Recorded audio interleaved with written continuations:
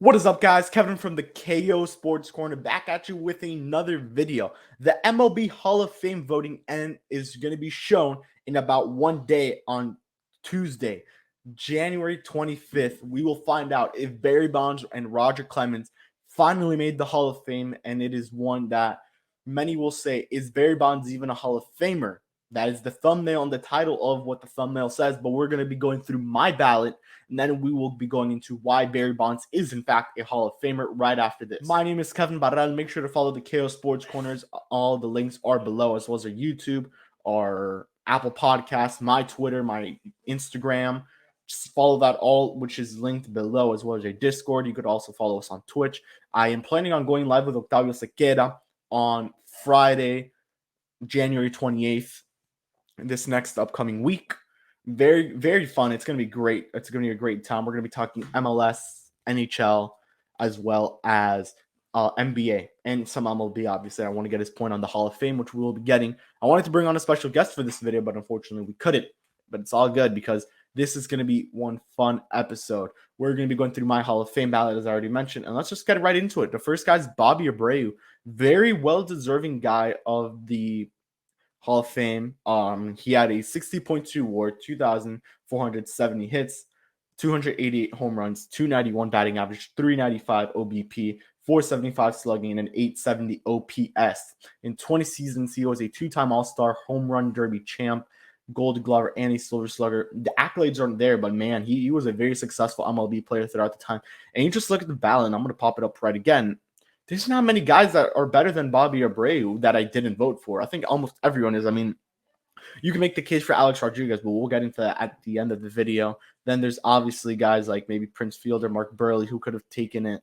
Obviously, then there is Kurt Schilling, but he has a very weird case.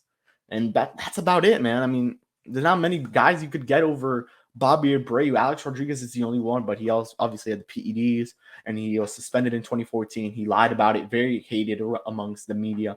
He's now changed his cover. I mean, the way he is, his perception, I guess, the way you look at him. He's changing now after retirement, but I don't think he's gonna get in this year. I don't even think he'll get in. I mean, he's gonna be pretty damn close. He's gonna be one of those guys that are gonna go all 10 years, is how I look at it. But we could go a little bit more into that at the end. But yes, Bobby Abreu is a Hall of Famer in my opinion. He was at least in my first ever ballot.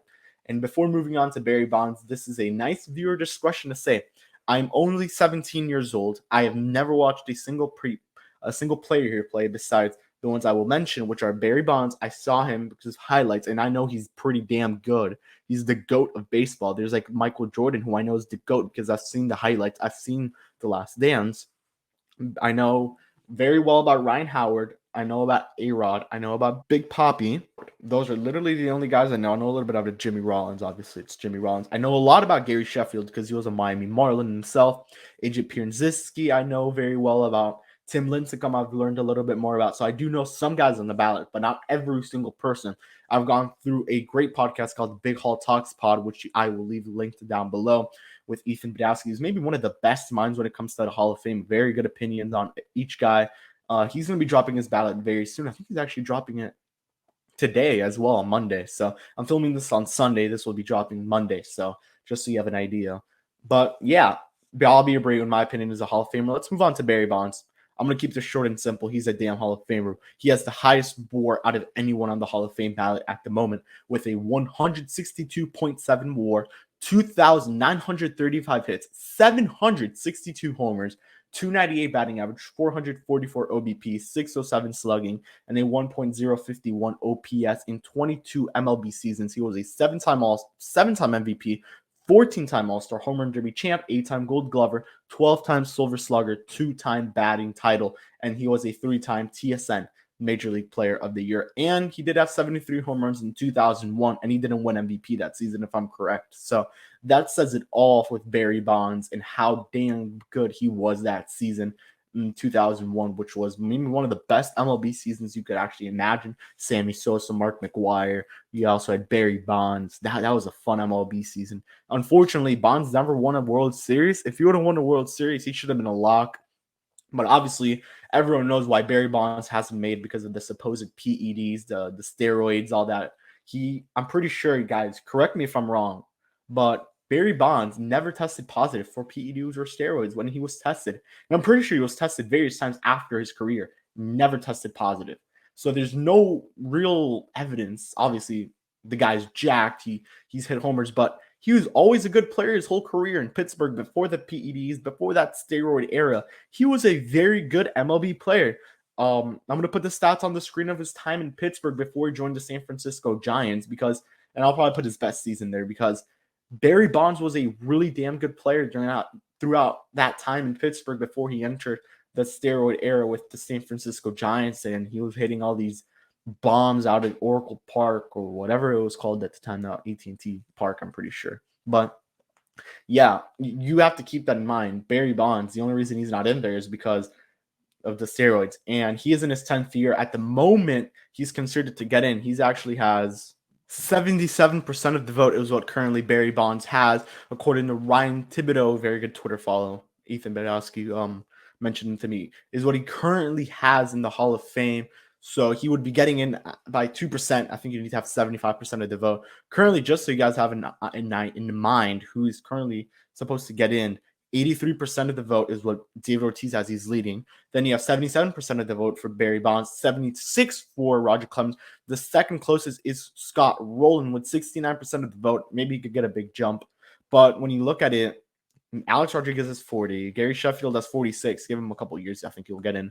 But yeah, the voting is pretty close. We'll be getting more noticeable votes, maybe Bonds drops. But at the moment, there are 166 public ballots and 10 anonymous ballots. No one knows who is going in at that moment. No one knows who they voted for. So something else to mention there. Moving on to the next guy, Roger Clemens, pretty much the same song and dance when it comes to Barry Bonds. This guy was in that steroids era. I'm pretty sure he always tested negative as well. Correct me if I'm wrong in the comments section. But when you tell the story of baseball, you need to include Barry Bonds. You need to include Roger Clemens. Damn, you need to include Sammy Sosa, and he's not even in my Hall of Fame ballot because of his steroids, because he was heavily influenced by them. You could look at the stats before and after; he was definitely influenced by it. But yeah, man, it just has to be in there. You need to include Roger Clemens, Barry Bonds. Moving on to the next guy, Andrew Jones is one of the best defenders since Willie Mays, maybe the best defender after Willie Mays. This guy is just incredible. His offensive stats aren't there, but when you look at defense, oh my God, this guy was so good. Now you could obviously put the case that Andrew Jones shouldn't get in because he wasn't good offensively. But you look at it right now, he is currently supposed to stay in the ballot next year because I think correct me if I'm wrong once again, but if you have under 5% of the vote, you won't get it. But he currently sits at 48.9% of the vote. So that says a lot. People value him highly. He's actually done a lot of Twitter promotion, if I'm correct. You could look at his Twitter. I think it's like at Andrew Jones, something like that. But just looking at the stats, 62.7 WAR, 1,933 hits, 434 homers, 255 batting average, 337 OBP, 486 slugging, and an 823 OPS. In 17 seasons, he was a 5-time All-Star, 10-time Gold Glover, a Silver Slugger, and a TSN Major League Player of the Year. I think he has no steroid or PED stuff on him. So this is actually a very clean player, very clean case, which I'm actually happy about because this guy's a very good defensive player. I think he should get in. He was on my ballot at least this year. Obviously, I can't vote. This has literally no impact towards who gets in or who doesn't. It's just my opinion. So that's something to keep in mind. Next player is Jeff Kent. What a player this guy is. You look at his stats. In 17 seasons, he was an MVP, 5-time All-Star, 4-time Silver Slugger, 55.5 WAR, 2,461 runs, 377 home runs, 290 batting average, 356 OBP, 500 slugging, 855 OPS.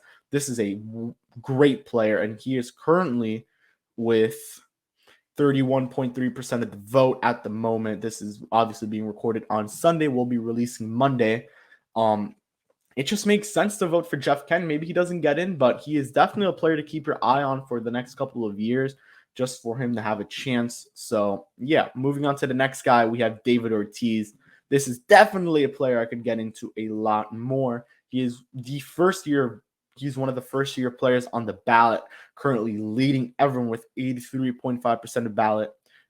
He's supposed to get in is what is the expectation. He'll be a first timer and first time in. He had a 55.3 WAR, 2,472 hits, 541 homers, 2.86 batting average, 380 OBP, 5.52 slugging, 931 OPS. In 20 seasons, he was a 10-time All-Star, home run derby champ, 3-time World Series champ, 7-time Silver Slugger, and a World Series MVP, All-Star MVP.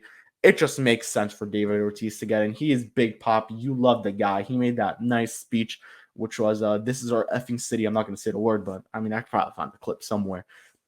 It's Big Poppy. Now, there are obviously some negatives when it comes to Big Poppy. He was tied to some steroids or PED use. I have nothing to say about that. I'm actually not sure. I know he was tied to it, though. And some people, I think, hated him for some reason.